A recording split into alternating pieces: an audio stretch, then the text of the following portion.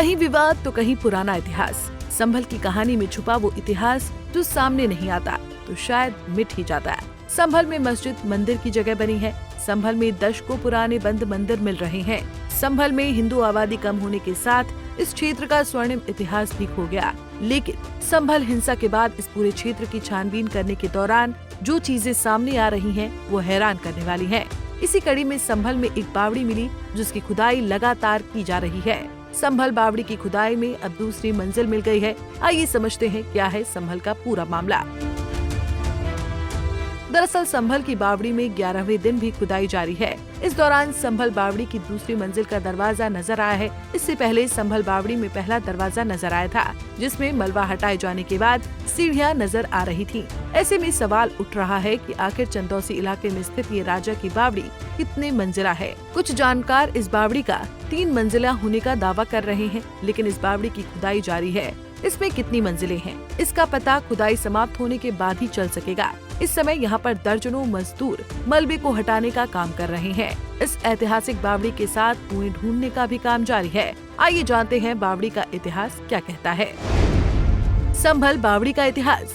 सन 1720 में राजा आत्माराम ने इस प्राचीन बावड़ी का निर्माण करवाया था। इस बावड़ी का इतिहास करीब 300 साल पुराना है। एएसआई की टीम भी इस बावड़ी की जांच में जुटी हुई है। ये बावड़ी जमीन से 10 फीट नीचे से शुरू हो जाती है।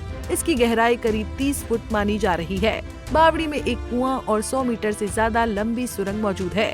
इस बावड़ी से करीब 100 मीटर दूर राधा कृष्ण मंदिर पर पहुंचकर निकलती है। ये मंदिर एक तालाब के पास है जो अब पूरी तरह खंडहर हो चुका है। दीवारों पर लिखे भगवान के नामों से ही पता चलता है कि कभी ये मंदिर रहा होगा। ये बावड़ी सहसपुर स्टेट की मिल्कियत हुआ करती थी। सैनिकों की टुकड़ियां इस बावड़ी में रुकती थी। बावड़ी जमीन के इतने अंदर थी कि उस पर तोप गोलों का असर भी संभव नहीं था। बाद में इस बावड़ी का इस्तेमाल आसपास खेतीबाड़ी के लिए किया जाने लगा।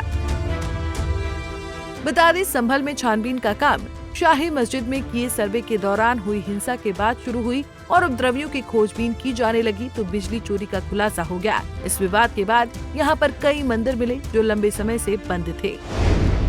संभल में अब तक क्या क्या मिला। संभल में छानबीन के दौरान सबसे पहले शिव मंदिर मिला। 14 दिसंबर को पुलिस जब दीपा राय इलाके में चेकिंग करने पहुंची तो एक मंदिर मिला जिसको लेकर दावा किया जा रहा है कि वो 1978 का है और 46 साल से बंद है। इस मंदिर का नाम प्राचीन संभलेश्वर मंदिर रखा गया, जिसमें शिवलिंग के साथ साथ हनुमान जी की भी प्रतिमा है। इसके साथ 15 दिसंबर से मंदिर खोला गया और पूजा अर्चना शुरू हुई। इसके बाद कुएं के मिलने की जानकारी सामने आई और उसकी खुदाई कराई गई। इस बीच संभल के मुस्लिम बाहुल्य सराय तरीन इलाके में राधा कृष्ण का मंदिर मिला। मंदिर मिलने के बाद संभल में एएसआई ने प्राचीन कार्तिकेय मंदिर की कार्बन डेंटिंग की। इस दौरान एएसआई ने 5 तीर्थ स्थल और 19 प्राचीन कूपों का निरीक्षण किया। 5 तीर्थ स्थलों में भद्रकाश्रम, स्वगर्ग दीप, चक्रपाणी, प्राचीन तीर्थ शमशान मंदिर शामिल था। बहरहाल संभल में हिंदू संस्कृति की धरोहरों का इतिहास उजागर हो रहा है। ये क्षेत्र कभी हिंदू बाहुल्य रहा होगा। इस क्षेत्र में हिंदू मुस्लिम दंगों का भी एक पुराना इतिहास, करीब 50 वर्षों के इतिहास में इस क्षेत्र में हिंदू आबादी नहीं के बराबर रह गई है। इसके बाद हिंदू धरोहरों को समाप्त करने की कोशिशें की गयी। संभल की बावड़ी में अभी खुदाई जारी है। आने वाले दिनों में संभल की बावड़ी कितने राज उगलती है, ये आने वाले दिनों में पता चलेगा। देश और दुनिया की बड़ी खबरों के लिए देखते रहिए पंजाब केसरी टीवी। हमसे जुड़े रहने के लिए हमारे YouTube चैनल को सब्सक्राइब करें और नई वीडियो की नोटिफिकेशन के लिए बेल आइकॉन को दबाएं।